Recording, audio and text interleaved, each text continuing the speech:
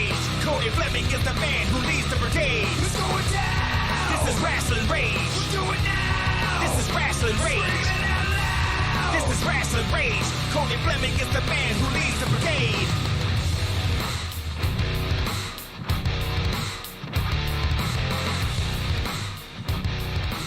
And now it's time for Rasslin Rage with your host, Cody Fleming. Booyah! Here we are. Rasslin Rage is in the house with Adam fucking Wick.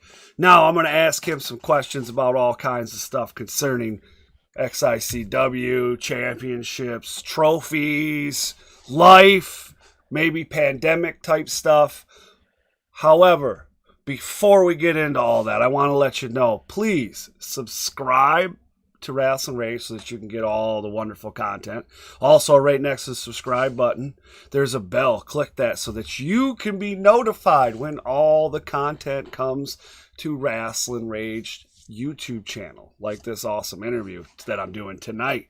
Also, down in the description is links to Adam Wick's social media. Please go down there, like, follow, subscribe, all that good stuff, all right?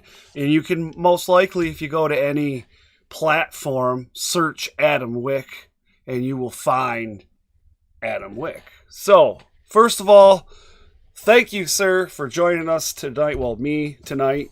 What's up? How are you doing? I've been better, but you're on my time now, so let's get to these questions so I can get back to my personal life and whatever I have to do. Absolutely.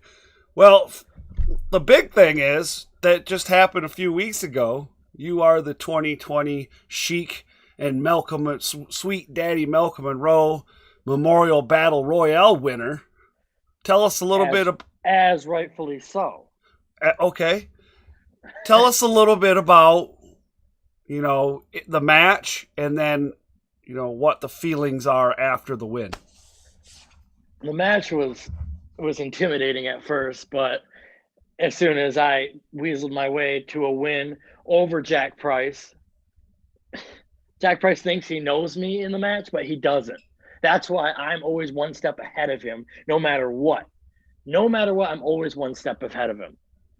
So I'm always going to be the champion or per se better than anyone in that ring, no matter what is thrown at me. That's why I won the Battle Royal. And that's why, I don't know. But hey, did you know this about the cup? Because I just found this out too. That's what made me excited when I went backstage. It's like I can cash it in on any champion in XICW. Really? Any champion of my choosing. Wow, I did not know that. I would never cash it in on the Midwest heavyweight champion. Never. Oh, right. Never. Or the Extreme champion. But I could get a tag partner and we could be I could be double tag team champions, or I can go for that light heavyweight championship. Oh, you could do that. That's misheld by the Jack Price there. Or Proving Grounds, one of the two. I don't know. Proving Ground. Okay, there's that one. There's a lot of titles. Now, there is still some unsettled things here in the world of professional wrestling in the state of Michigan and in XICW. We have yet to see the end of Season 7 of Proving Ground, Wrestling with a Vet. What are your feelings on that? Are we going to see an end? As far as I know, and as far as I've heard nothing about the season, but it's so called to be continued. It's down to, of course, me and the master, Alex Weir. And it's down to Dre Jacobs and TJ. And, Sean Tyler and, what's that one dude's name? Oh, Jackson Stone. Is he relevant anymore? I haven't seen him in Impact at all. And he's relevant? I don't know. He's not relevant on XI anymore, so I would assume he's out of Proving Grounds, just like his partner, out of Proving Grounds. I didn't know those two were even relevant. I knew Dre Jacobs and TJ were because they're on War Inc.'s team / Kira Clan's team. But I don't think Sean Tyler and Jackson Stone are even relevant anymore. So if it happens, I think Kira Clan is just one big winner and we win Proving Ground. That's just me. But who knows if what's to come. Right. Or what could they throw at us? I really hope that we get to see the end to Proving Ground. I mean, at least if, Jackson Stone is unable to compete, at least we could see Dre Jacobs, TJ Meyer versus Master Alex Weir and Adam fucking Wick. Well, the possibilities are slim to none because I know Dre wouldn't do that to me or Alex, and we would just win together and move on because Kira Clan, we don't ever fight. Okay. Well, let's talk a little bit about the pandemic, okay? There was 3-4 months that everybody was locked up in their house. We were serving a sentence. And there wasn't a lot of wrestling. And then once everybody started coming out, there was wrestling again, but it wasn't indoors. It's still outdoors. Right. What's it been like for you? Has there been any adapting, or has it been just the same old, same old? Same old, basically. Just think about wrestling. Who can I be better than? Oh, I'm better than half the roster, but I just think about wrestling and think how I'm the longest tag team champion in XICW history. And again, back to Proving Ground, I'm going to win that no matter what, even if it does come down to me and Dre, which it won't, but still declaring myself as the winner. Okay. So that's all saying a lot, though. You're declaring yourself a winner. Oh man, dude. Wow. What exactly are you looking forward to going forward here? I mean, we have something that we've been talking about a little bit on the show previously, even before it was confirmed that the last XI, but we're going to have a War Games coming up at House Party 5, where we're going to see War Inc. / Kira Clan take on some of your former comrades, shall we say, DTA, Death Threat Army, who we yet have still to find out who is going to be the fourth member of their team. Who cares? Who cares who the fourth person is? I don't care. Again, it's a 3-on-4 handicap match for all I care. We have it to our advantage. We have, let's see, the Master Alex Weir, me, Adam fucking Wick, the War Boy, Dre Jacobs, and the Midwest Heavyweight Champion and best in the world. And I know them. I personally know Death Threat Army. I know Tommy Vendetta. I know Jack Price. I know Jack Price. Where the hell did Isaiah Bronner come in out of the blue? He shows up to one show and thinks he's going to demand this match and tell me that he's in this? What? No, that's not happening. These three think they can run a show because they're Death Threat Army. They can go to show and run this. No. We run this show. Okay. Now, Now, so if they do get a fourth person, I'm sorry to interrupt you. No, you're good. If they do get a fourth person, I wish them the best of luck because we are going to straight up murder their fourth person. Well, whoever it may be. There's been a lot of stipulation about who the fourth person is.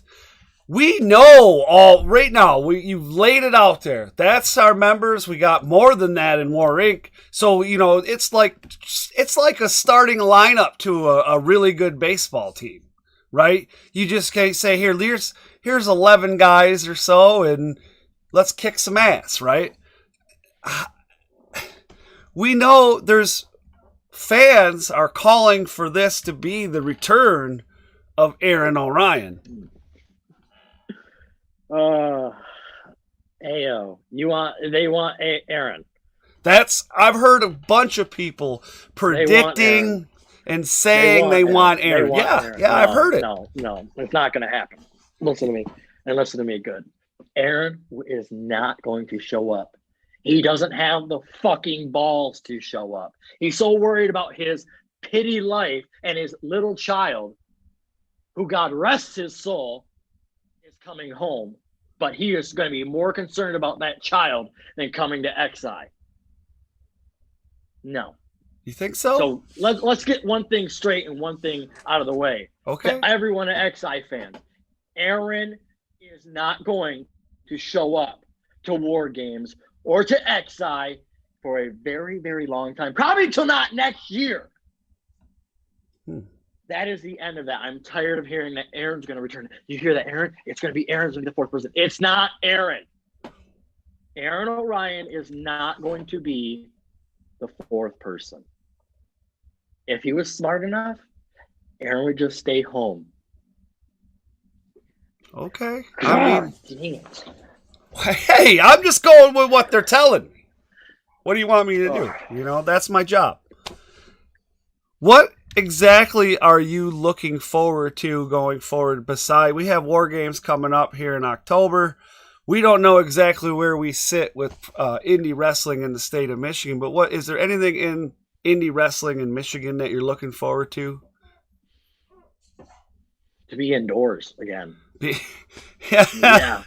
Yeah, that's to be indoors. Because personally, I'm tired of the outdoor shit. Yeah, it's getting old, and now it's starting to get cold. Yeah, no kidding. And I'm not a cold kind of guy. I don't know about you.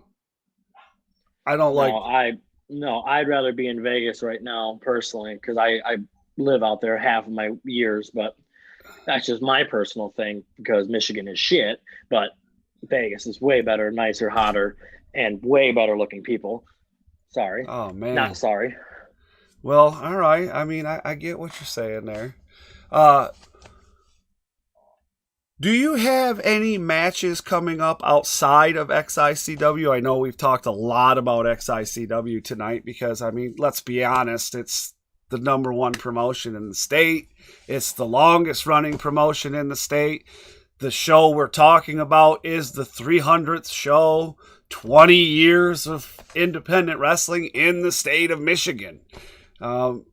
Besides all of that, is there anything else going on in Adam Wick's career outside of XI? No, nothing at all. Nothing. They're not worthy of me. They're not wanting me. I don't care if they want me. If they want me, they're going to have to pay the price to get me. It's that simple. It really is. So TJ Meyer is in the chat here, and he has a question. He says, "Hey Adam, when you want to fight?" Put that championship up for grabs. Oh. I'll fight you any fucking day. Which championship? Which championship? Yeah, because he's got tag titles with Dre. Oh, that's right. Oh my God. No, not tag titles. I want that singles title, that blue. Oh, the junior heavyweight title at heavyweight title at All-State Pro Wrestling, All-Stars Pro Wrestling. Yes, Pro Wrestling All-Stars. But if we do it, it's going to be under my rules. Your rules. Well, I want to open up some questions to you guys out there in the chat real quick, but while we're waiting, not my last interview, but a couple of interviews ago, I had your veteran, your comrade, your partner, Master Alex Weir. And at that time, he was in a real low spot because it was just fresh off that loss with Jack Price for that title. And he seemed like he was way down in the dumps and, like I said, in a dark place. He made a lot of assumptions. The assumption was that his fate was decided because he lost that title and he was going to be beat out of the Kira clan And instead, he was welcomed what looked to be War Inc., but yet we're still calling it Kira Clan. I don't know what's going on here. However, do you have any insight from the inside on that partaking? When we went, I could see it in his eyes. He was scared. He was scared that he was going to be kicked out of Kira Clan or War Inc. Whatever it be, both teams are very well. But I could just see in his eyes he was scared. Like we were going to turn his back on him, and he was going to have no one in his life. He wasn't going to have a tag partner anymore. He wasn't going to have family there to protect him. We're not going to hurt Alex. No. We're never out there to hurt Alex. Well, you can see where one would believe that may happen, considering after two former members of the Kira Clan, Jack Price and Aaron Orion, were attacked after losing their titles to the Fun-Loving Criminals. That's because Aaron Orion and Jack Price are very weak individuals. That's a very big statement. It's a proven fact. These guys are arguing amongst themselves, man. Dre Jacobs is in there. Hi, Dre. They're all talking shit. I don't know. They're talking shit about DTA. Good. It's that simple. Does it mention who's going to start in DTA? Because personally, I'll say this first off in firsthand. I'll start off, but I want Tommy Vendetta. You want a Tommy? I personally want Tommy. Dre needs a break. Dre needs a break and needs a break from Tommy's bullshit. Because the so-called lovable psychopath that everyone loves to death, he ain't shit. Yeah. Personally, I trained with Tommy Vendetta. I know how he acts. I know how he is. So I'm going to know how he is in the ring. He's an easy opponent. That's why I'm calling Tommy Vendetta out. Let's make this clear and let's make it now. Tommy, if you have the balls, just like your dad does, in which he doesn't, be the first one out there, and I will promise you, I will whip that fucking ass. Well then, that's a bit of a promise. It sounds like, right? Not sure of fucking death threat. Well, Miss Jennifer Holland's in the chat, and she says Adam versus Tommy. She would love that. That's well, if she wants it, let's see if Tommy answers it. Yeah. Well, one Mr. Let's see if he accepts it. Yeah, actually. Mr. Tommy Vendetta. What do you say? What say you, sir? There has been a challenge laid out before you. Boy, oh boy. So again, everybody, I want to remind you, down in the description, you have links for Adam fucking Wick social media accounts where you can follow him, where you can find out where he's going to be, where he's going to be on the card, because of course he's going to share the flyers of everywhere that he's booked. So, thank you, sir, for joining me tonight. The 2020 Sheilk and Sweet Daddy Malcolm Monroe Memorial Cup or Battle Royal winner. Thank you. Thank you. That was cool, dude. That was really cool, by the way.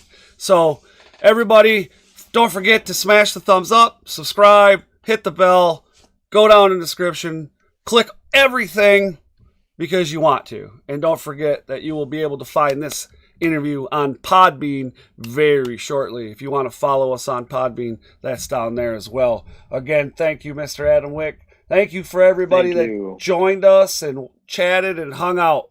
Check you guys out later.